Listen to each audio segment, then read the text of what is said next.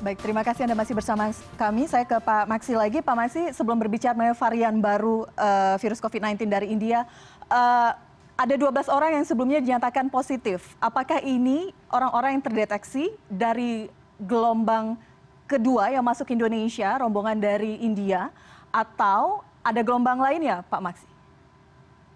Ya, memang ada 2 gelombang yang sudah datang dalam hampir bersamaan waktunya, beda berapa hari ya. Ada sekitar 7 hari ya bedanya. Itu yang pertama 129 orang ya yang masuk, dan waktu itu diperiksa itu 3 orang ya. Langsung juga dilakukan karantina, dan sekarang ini yang datang ini 32 orang itu yang 9 orang positif. Gitu. Baik. Kira-kira ya. Oke, kondisi mereka saat ini bagaimana, Pak?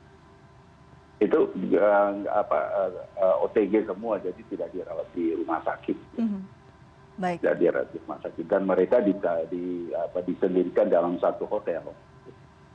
Oke, berarti karantina terpisah ya dengan warga negara asing lain yang saat ini juga dalam proses karantina.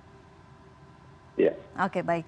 Kita berbicara mengenai varian baru, Pak. Kekhawatiran apa yang terjadi di India saat ini karena memang ada varian-varian baru sehingga penyebarannya bahkan dikatakan 2 kali lipat lebih masif. Bagaimana gambarannya, Pak? Apakah sudah mendekat saat ini ke Indonesia atau seperti apa? Ya, Mbak Elvira, seperti saya katakan tadi, varian baru Indonesia yang sampai saat ini kita sudah temukan B117 itu ada 10 orang, yang 4 itu dari WNI ya, dari Arab Saudi. Kemudian ada transmisi lokal, ada beberapa wilayah yang Sumatera Selatan, di Medan, Sumatera Utara, juga ada di Banten. Jadi saya kira ini pun saat itu langsung dilakukan tracing ya, tracing kontak erat, dan memang alhamdulillah itu tidak ada kontak yang positif yang kita dapatkan selain daripada 10 orang itu. Dan memang di daerah-daerah itu langsung kami perbanyak sampel-sampel yang untuk kita lakukan pemeriksaan genome sequencing untuk daerah-daerah itu. Kita perbanyak sampel-sampelnya. Ya. Oke, saya ke Mas Hermawan. Apa upaya taktis gerak cepat yang harus dilakukan dari sisi kebijakan, Mas? Mengingat masifnya varian-varian baru, kemudian terjadinya kasus positif COVID-19 di sejumlah negara yang juga saat ini memasuki bahkan gelombang kedua dan ketiga. Iya, kita harus belajar dengan baik ya, terutama dari India. Di India ini kan ada varian B1617 yang disebut dengan varian ganda. Jadi di dalam rantai RNA-nya terdapat 2 mutasi yang menyebabkan potensi virulensi itu lebih cepat dan pada akhirnya menurunkan level protection dari antibodi ya, termasuk dari proses vaksinasi.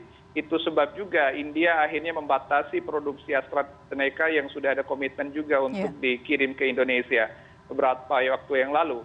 Tetapi di samping berkaitan dengan varian, kita harus mundur sejenak. Kenapa India terjadi begitu besar gelombang? Karena adanya aktivitas sosial keagamaan di India yang diberi ruang relaksasi oleh pemerintah, melibatkan jutaan orang di dalam prosesi keagamaan di sana, dan juga aktivitas sosial juga yang terbuka karena adanya euforia terkait juga dengan vaksinasi. Nah, hal yang sama ini menjadi penting pembelajaran buat Indonesia ketika kita akan menghadapi arus mudik ya. Walaupun mudik ini sudah dilarang oleh pemerintah, tetapi keterbukaan dari berbagai aktivitas sosial kita ini juga harus sangat hati-hati. Bagaimanapun, kalau dalam situasi yang normal potensi keramaian dan kerumunan bisa menyebabkan resiko penularan lebih tinggi, tetapi keramaian dalam lalu lintas yang padat jutaan orang misalnya dalam waktu yang serentak ini kami khawatir akan memungkinkan munculnya mutasi-mutasi yang lebih besar virulensinya. Dan mutasi itu kan hal yang wajar. Menurut pakar virologis, biomolekular, dan lain-lain, sebenarnya mutasi itu terjadi dimanapun. Ketika mutasi itu bertemu dengan genetik inang atau subjek ya manusia yang tepat, seperti gembok dan kunci, maka replikasi dan virulensi ini akan semakin cepat. Nah, kita tentu saja tidak menginginkan itu. Tetapi yang bisa kita lakukan pertama, membatasi segera aktivitas yang berpotensi memicu keramaian jutaan orang dalam suatu waktu. Kebijakan melarang mudik sudah tepat, tetapi juga menjadi paradoks kalau mudik dilarang tetapi arus warga negara asing yang notabene dari negara yang sedang bermasalah dalam pandemi COVID, nah ini juga terjadi. Nah tadi saya mengatakan memang terlambat ya, terlambat ini bukan persoalan Kementerian Kesehatannya, tetapi terlambat dalam mengonsolidasi dan mengantisipasi keadaan. Kita harus ingat wacana pelarangan mudik ini sudah sejak sebulan yang lalu, dan beberapa minggu terakhir ini bahkan Presiden mengampanyekannya. Jadi kalau dari perspektif kesehatan mudik dilarang, maka semua unsur instrumen pemerintahan, Kementerian Perhubungan, Kementerian Luar Negeri, Kementerian Hukum dan HAM, dan berbagai stakeholders lain juga harusnya kompak. Dan inilah sebenarnya yang kami kritisi ya, secara konstruktif tentu saja, bahwa model komunikasi publik ini kelihatannya masih parsial. Tentu saja walaupun pemerintah sudah bekerja keras, konsolidasi siang dan malam, tetapi seolah-olah dari pandangan publik itu kan ada yang aneh. Jadi mudik dan mobilitas di dalam negeri ini seolah-olah kita batasi, tetapi adanya eksodus warga negara asing. Kalau orang datang 1, 2 dan hitungan puluhan itu wajar. Tetapi kalau ratusan orang dan dari negara yang memang pandeminya sedang tinggi-tingginya, nah inilah yang menjadi tanda tanya. Tetapi syukurlah Kementerian Kesehatan tanggap, dan memang wajar Kementerian Kesehatanlah yang menginisiasi untuk melaporkan ini. Boleh jadi kalau tidak ada suara dari Kementerian Kesehatan akan terus terjadi arus gitu ya antara orang-orang asing atau mancanegara. Tetapi kami berharap ini pembelajaran yang membuat kita lebih waspada, lebih baik lagi. Jadi tidak ada negara di dunia ini yang merasa dirinya aman 100%. Walaupun kendali kasus sudah dilakukan di dalam negara masing-masing, apakah itu di belahan Eropa, Asia Selatan seperti India, bahkan Asia Timur dari negara asalnya Tiongkok maupun Jepang dan Korea Selatan yang relatif dekat. Jadi pembelajaran ini yang menyebabkan negara kita harus lebih wise gitu ya, bijak dalam melihat. Satu lagi yang paling penting, fungsi surveillance betul-betul harus ditingkatkan.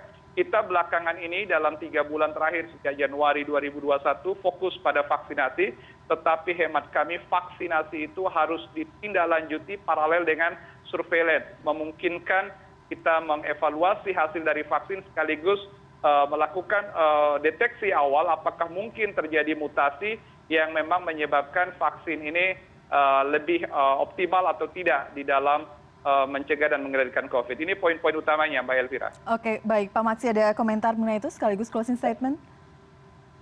Ya, saya kira apa yang disampaikan oleh Mas Hermawan sangat baik, sangat tepat sekali. Soal kuncinya memang ada protokol kesehatan yang tadi sudah disampaikan pengalaman di oleh karena itu saya kira kesadaran kita semua masyarakat ya untuk dapat betul-betul menjaga tentu diri sendiri, kemudian membantu bersama dengan masyarakat lainnya untuk betul-betul melakukan himbauan pemerintah untuk terus melakukan protokol kesehatan. Saya kira itu yang sangat penting kuncinya, apalagi ini kita mau harus mudik. Saya kira kalau kita tertib bersabar dulu, ya kita mudah-mudahan kita doakan kita terhindar ya dari lonjakan seperti di India.